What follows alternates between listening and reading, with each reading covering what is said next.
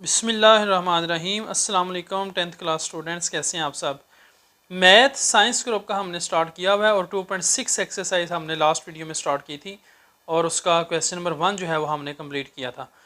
आज हम एक्सरसाइज 2.6 का क्वेश्चन नंबर 2 सॉल्व करेंगे जो कि लॉन्ग के लिए बहुत इंपॉर्टेंट है।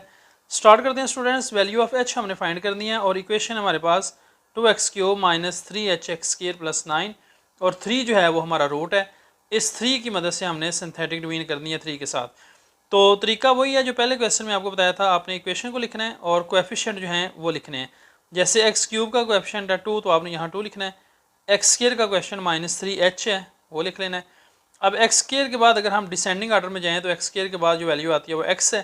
तो x यहाँ पे कोई नहीं है, x की पावर कोई नहीं है तो हम उसकी जगह 0 लगा देंगे और उसके बाद कांस्टेंट है 9 और 3 जो है वो हमारा रूट है। इसके साथ हमने डिवाइड करना है।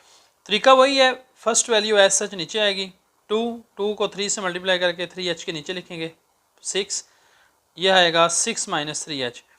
अब इस 6 माइनस 3h को दोबारा आपने 3 से मल्टीप्लाई करके यहाँ पे लिखना है 3 इंटू 6 माइनस 3h, रिमाइंडर भी यही आएगा।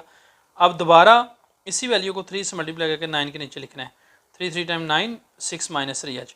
अब ये आपका रिमाइंडर आ जाएगा 9 प्लस 9 इंटू 6 माइनस 3h। अगर 3 जो है वो रूट है, क्वोशंट आपका आएगा ये x² की वैल्यू है 2x² plus 6 minus 3h into x plus 3 into 6 minus 3h और रिमाइंडर आपका ये है 9 प्लस 9 इंटू 6 माइनस 3h। आपने यहाँ से h की वैल्यू फाइंड करनी है।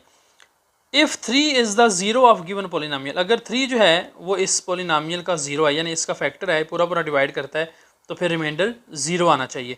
सिंपल ये तरीका है। आप इसी तरह सिंथेटिक डिवीजन करें और जो रिमाइंडर आएगा उसको आपने 0 के बराबर रख लेना है। 9 plus 9 into 6 minus 3h is equal to 0।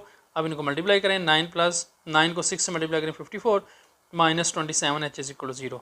तो 9 plus 54 will be 63 minus 27h is equal to 0। Minus 27h will be equal to minus 63। यहाँ से h की वैल्यू आएगी 63/27 और अगर आपने इसको सिंप्लीफाई करना है तो h की वैल्यू आएगी 7/3। इस तरह आपने सिंथेटिक डिवीजन से इनको हल करना है। जो रिमाइंडर आएगा उसको 0 के बराबर रख लेना है और रिक्वायर्ड वैल्यू वेरिएबल की आपके पास आ जाएगी। इसी तरह इसी का दूसरा पार्ट है p of x³ minus 2hx² plus 11 और 1 जो है वो रूट है। कोएफिशिएंट लिखेंगे, x³ का कोएफिशिएंट 1 है, x² का 2h है माइनस 2h, x कोई नहीं है उसकी जगह 0 लगाएंगे और ये कांस्टेंट h 1 पे डिवाइड करेंगे। पहली वैल्यू एज सच नीचे वैसे ही आ जाएगी 1, फिर 1 को 1 से मल्टीप्लाई किया 1 आ गया 1 माइनस 2h, इसको फिर 1 से मल्टीप्लाई किया तो 0 के बराबर रखना है, 0 के नीचे रखना है। 1 माइनस 2h इनको सॉल्व करेंगे 1 माइनस 2h, इसको फिर 1 से मल्टीप्लाई करें 1 माइनस 2h, तो रिमाइंडर आएगा 11 प्लस 1 माइनस 2h।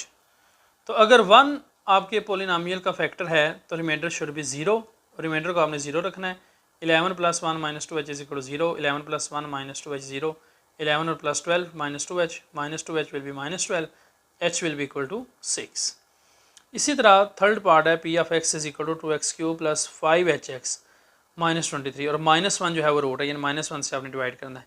उसी तरह आप कोएफिशिएंट लिखेंगे, x³ का कोएफिशिएंट 2 है, x² यहाँ पे कोई नहीं है उसकी जगह 0 लगा दिया, x का कोएफिशिएंट 5h है और माइनस 23 कांस्टेंट है, माइनस 1 रूट है।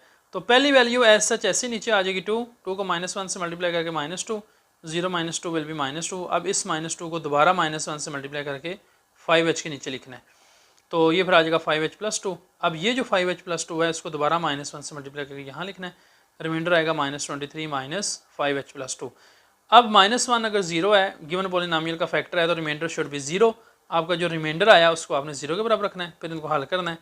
Minus 23 minus 2 minus 5h, minus 25 minus 5h will be 0, 5h minus 5h will be 25 और h की वैल्यू आएगी माइनस 5।